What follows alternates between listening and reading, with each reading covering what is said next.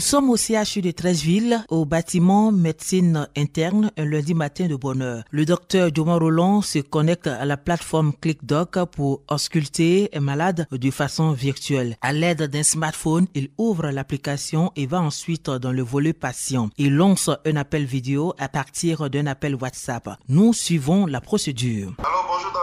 Bonjour, on dit quoi? Monsieur Hendry, comment vous allez? Oui, ça va bien, ça va bien. Ah, Dieu merci. Voilà. Donc, vous avez fait votre bilan par rapport à votre glycémie, votre hémoglobine glyquée. Votre glycémie à combien aujourd'hui? Ma glycémie à 1,32. 1,32. Et l'hémoglobine glyquée? L'hémoglobine glyquée à 5. À 5. Ah, c'est très bon, ça, c'est de très bons résultats. Rappelez-moi votre traitement. Bon, je suis sur Lantus. Je suis sur Lantus 10 unités le soir. Ah, c'est très bien. Voilà, c'est bien. Et bon, attrapé de 10 unités le matin, midi et puis à 18h. Là, c'est bon. C'est bon déjà. Donc, je pense qu'avec ces valeurs que vous avez, on va réduire les doses d'attrapé de matin, laisser seulement qu'à midi. À midi, 5 unités à midi, vous gardez les 10 unités de Lantus le soir. Et puis, il faut continuer dans le régime. Voilà. Okay. Et puis, je pense que dans 3 mois, on pourra se voir pour la suite. C'est bon, oui, docteur. Allez. Il n'y a pas de souci. Donc, allez, merci. Merci à vous. Allez, bonne journée. Allez. Merci. Allez. Merci bien pour vos conseils. Merci beaucoup. Allez. Le médecin vient ainsi de s'enquérir de l'état de son patient qu'il suit à distance. Ce dernier, chez lui, dans la commune d'Abobo, a pu être rassuré. Voilà, c'est un patient diabétique que nous suivons depuis un bon moment. Voilà. Donc, on a appelé juste pour avoir le résultat de ses examens. Parce que pour les diabétiques, il y a un suivi qui est fait de façon trimestrielle. On fait la glycémie et puis un examen qu'on appelle l'hémoglobine glyquée. Donc, vous avez le patient à donner ces valeurs qui étaient de très bonnes valeurs. Voilà. Et donc, voilà pourquoi on a réduit le traitement et on a donné nos rendez-vous 3 mois après. Vraiment, voilà comment nous suivons nos patients qui sont éloignés de nous et qui ne peuvent pas venir à chaque fois nous voir. Nous essayons vraiment de se contacter par ces plateformes-là afin vraiment de faire le suivi. Parce que non seulement ça évite le déplacement, ça évite le transport. Il y a des personnes qui n'ont même pas des parents à Abidjan. Voilà, quand ils viennent juste, il faut les hébergements. Tout ça là, c'est des contraintes qu'ils ne vont pas subir. Donc vraiment les patients sont vraiment heureux, surtout ceux qui arrivent à l'utiliser. Il y a d'autres qui sont vraiment désireux, mais bon, ils n'ont pas la maîtrise. Il faut avoir une connexion Internet. Ça aussi, il faut que là où il y a une connexion Internet. Donc tout cela, c'est souvent ce qui est la contrainte des patients. Sinon, quand ils utilisent là, ils sont vraiment heureux. On peut tout faire. La télémédecine, c'est comme une consultation de médecine à part entière. La seule différence, c'est que le malade est à distance de toi.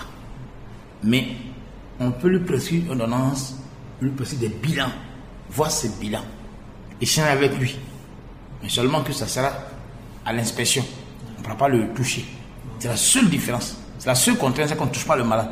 Mais en dehors de ça, c'est la même chose que nous faisons quand nous sommes en consultation normale. Les bienfaits de la télémédecine ne sont plus à démontrer aujourd'hui. Cette pratique médicale à partir des technologies de l'information et de la communication permet à un professionnel médical de donner des soins à un malade à distance. Pour cela, il faut un ordinateur, un téléphone, une connexion Internet. Et plusieurs villes de la Côte d'Ivoire ont expérimenté cette pratique. C'est le cas à Katiola et là, nous sommes à près de 400 km de la ville d'Abidjan. C'est dans cette localité que le docteur Kwame Kofi Noël exerce. Il est le directeur du centre hospitalier régional de Katiola. Ce centre pratique actuellement la téléexpertise. Plusieurs électrocardiogrammes ou ECG sont faits à distance. Depuis décembre 2020, le CHR de Katiola a reçu 222 cas de ECG traités à distance, soit une moyenne de 17 dossiers par mois. Le docteur Kwame Kofi Noël. Quand un malade arrive et qu'il a besoin d'un ECG, on le reçoit sur place chez nous ici. On réalise l'examen et le résultat est envoyé par connexion Internet au spécialiste cardiologue au CHU de Boaké. Le spécialiste interprète le résultat et nous le transmet à Katiola. Et nous, on remet au patient. C'est à partir d'une application fonctionnant avec Internet. Si cette pratique n'existait pas, on aurait dit au malade d'aller à Boaké pour aller faire son examen et nous ramener le résultat. Et aller à Boaké, quitter Katiola, aller à Boaké pour revenir, c'est pas moins de 3 heures de temps. Et ça, c'est quand on va juste pour revenir. C'est pas quand on va combiner une activité, gagne en temps, gagne en argent et nous, on gagne en efficacité. Le patient Ouattara Seydou, habitant de la localité, témoigne de son cas. On m'a dit de voir un problème de un cardiologue. Donc, on m'a donné un ECG. Donc, quand je suis allé à l'hôpital ici, moi, je ne pense pas qu'il y en a pas. Donc, il y a un petit frère qui m'accompagne là-bas. Il y a un infirmier, on a allé le voir, et dit non, lui, il fait l'étude de ECG. Mais les résultats, ils vont envoyer à Boaké. Les Boaké, maintenant, ils vont traiter, et puis on envoie les résultats. C'est ça, comme ça a été passé. Boaké, aller-retour, tu vas venir, aller manger, faire tourner. Chez toi, on t'appelle, tes résultats sont venus, tu s'en chercher. Tu prends ta moto, tu s'en chercher. Ça fait moins de coûts. Introduite en Côte d'Ivoire depuis 2014, l'avantage de la télémédecine, selon le docteur Berté Aboudraman, sous-directeur de la télémédecine des systèmes information hospitaliers au ministère de la Santé, est de lutter contre les déserts médicaux, améliorer l'accessibilité des populations aux soins spécialisés, assurer une prise en charge adéquate des patients atteints des maladies telles que le diabète, les maladies cardiovasculaires, l'insuffisance cardiaque. Assurer également par téléexpertise régulière la formation continue des médecins généralistes. Et pour les malades, cette technologie réduit les frais de transport quand on sait qu'en Côte d'Ivoire, 2000 centres de santé ruraux n'ont pas de médecins. C'est des infirmiers qui sont dans ces centres et qui font du bon travail. Mais aujourd'hui, ces infirmiers sont confrontés, comme nous l'avons dit, à l'émergence de certaines maladies qui fait qu'il faut améliorer la prise en charge. Donc la télémédecine permettra par exemple aux médecins qui sont dans les hôpitaux de donner des consultations, de donner des avis médicaux, des avis thérapeutiques, des avis diagnostiques aux infirmiers, aux sages-femmes en zone rurale. Et aussi les spécialistes, les médecins spécialistes, tels que les cardiologues, les rhumatologues, les dermatologues, peuvent appuyer leurs collègues médecins généralistes ou d'autres spécialités pour améliorer la prise en charge des patients et éviter que ceux-ci ne se déplacent. C'est-à-dire la télémédecine permet à un patient de bénéficier des soins là où il se trouve. Vous pouvez par exemple faire une échographie à une dame au centre de santé de son village. Alors que sans télémédecine, elle devrait se déplacer vers l'hôpital général, là en ville. Vous pouvez faire un ECG à un patient au centre de santé urbain dans la localité, dans la petite sous-préfecture. Alors que sans la télémédecine, il devrait se déplacer dans un CHU ou un CHU pour rencontrer un cardiologue. Donc tous ces avantages sont liés vraiment à la télémédecine. La pratique permet aussi de respecter la distanciation sociale en réduisant la concentration des patients dans les couloirs des grands hôpitaux du pays. Alors que les professionnels de santé manquent de protection, surtout en ces temps de coronavirus. En outre, la télémédecine offre une traçabilité des patients. Une vingtaine de villes de la Côte d'Ivoire bénéficient de ce projet. Bouna, Bundiali, Katiola, pour ne citer que ces localités. Si cette technologie est effective dans le pays, il faut reconnaître aujourd'hui qu'elle est dans une sorte de mort latente. Le docteur Berté Aboudraman.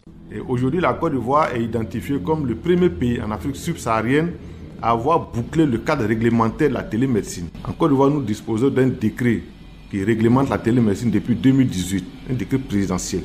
Après ce décret, nous avons élaboré un plan national de télémédecine pour la période 2023 à 2019-2023, mais qui a été révisé sur la période 2021-2025.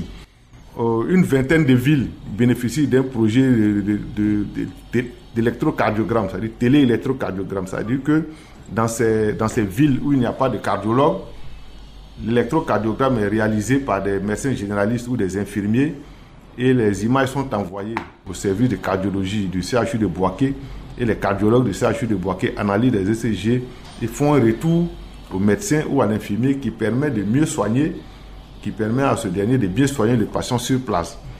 Nous avons aussi des projets pilotes au CHU de Cocody, au service des urgences, à l'hôpital général de Bingerville et au centre de santé rural d'Eloka. Les limites de la télémédecine aujourd'hui sont l'accessibilité à Internet, la maturité numérique des centres de santé, la formation du personnel de santé. Selon le docteur Berté Aboudraman, la télémédecine est une chance pour notre pays. Elle peut changer l'accès aux soins pour des milliers de malades en Côte d'Ivoire. Il espère que le projet qui a déjà fait ses preuves sera relancé au cours de cette année 2022, car à terme, elle permettra de soigner 1000 malades par jour en Côte d'Ivoire. C'est tout pour ce grand reportage. de ce samedi consacré à l'introduction de la télémédecine en Côte d'Ivoire. À très vite pour un autre numéro du Grand Reportage. Radio Côte d'Ivoire, Abidjan 88.fm.